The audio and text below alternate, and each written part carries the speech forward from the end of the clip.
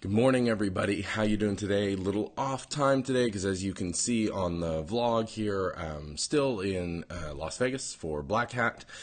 Somewhat adjusted to the time, but still a challenge to figure out to get purely on time as the normal 9 a.m. Eastern. So Mornings with Mark, crazy number of episodes. We're almost at 100. Very exciting.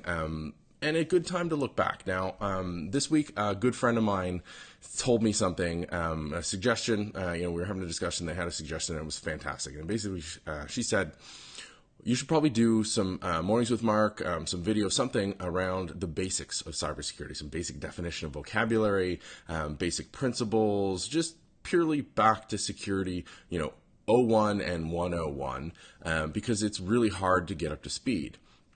And I thought, okay. And, so then I said, surely that can't be right. You may ask, who's Shirley? That's not important. What's important is she was right. There is not an easily accessible, common parlance, easily relatable set of cybersecurity basics. There's a lot of stuff out there around the basics. A lot of it is worded in, college level language, which even when you were in college was not useful. It's all added complexity. It's all really set up to make it seem like it's a lot more than it should be. I'm a huge fan. You guys know this by now. You've been tuning in on the vlog. You've been tuning in on the podcast. I'm a huge fan of just making it relatable, making it basic, because I don't think cybersecurity needs to be as crazy and complicated as we've made it. I think a lot of that relates back to people who build the technology, but it goes all the way through to operational security, like yesterday's episode. Everything around security has a whole, I think, layer of complexity when it comes to the usability, when it comes to the wording, when it comes to how we discuss this stuff, that makes it needlessly complicated and needlessly difficult, and it discourages people from joining in. It discourages people from being active participants in their own security. It's a whole host of issues, and it's not needed at all.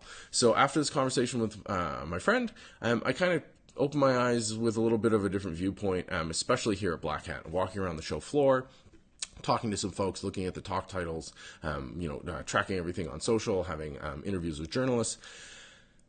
And I was kind of disappointed. There's a lot of great info. Don't get me wrong. There's a lot of great info. There's a lot of great stuff going on. But what I was disappointed in was that there's a massive barrier to entry here. And for a discipline that should be as mature as ours at this point, that's unacceptable. We should not have a barrier that high for people to get in, for people to participate, for people to be understanding, to understand what's going on, especially given how we keep spouting that security is everybody's responsibility. Well, if it's everybody's responsibility and everybody is here because they're all on sorts of different disciplines, so if everybody's at a reasonably low level, and then we make the barrier to entry 10 levels above where everybody else is, how does that align with our desired outcome of making everybody responsible for their own security? It just doesn't.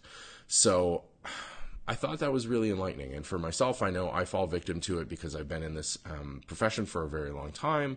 Thankfully, those of you on the podcast are spared the ever-increasing patch of gray and white throughout my hair. Another reason why you'll always see me generally clean-shaven.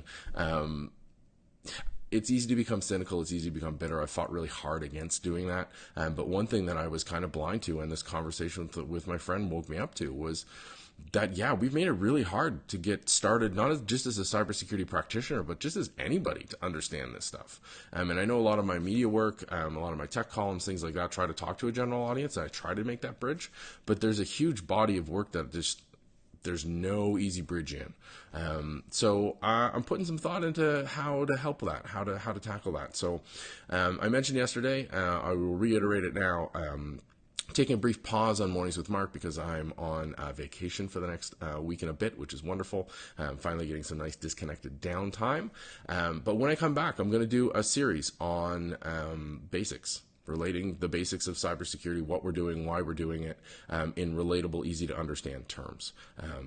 That will obviously trickle into Mornings with Mark. I'm hoping that will be another product in a little more polished format that maybe I can publish out under the Trend Micro handle or under my own. We'll really figure out where that best fits.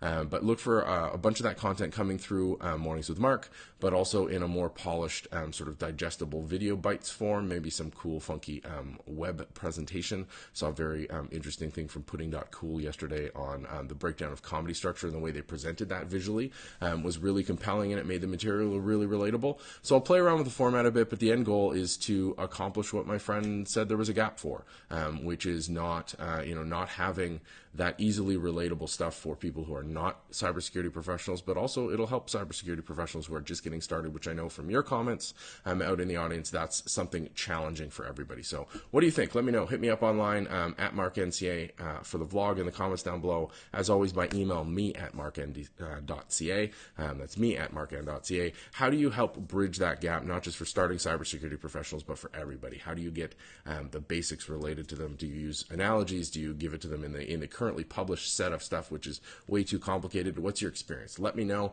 I hope you have a fantastic day and a fantastic next week and a bit. I will see you back later in the month. I will be lightly on Twitter while on vacation, but just more for personal fun than work. But I hope you are set up to take a little bit of downtime too. We'll talk to you soon. Have a good one.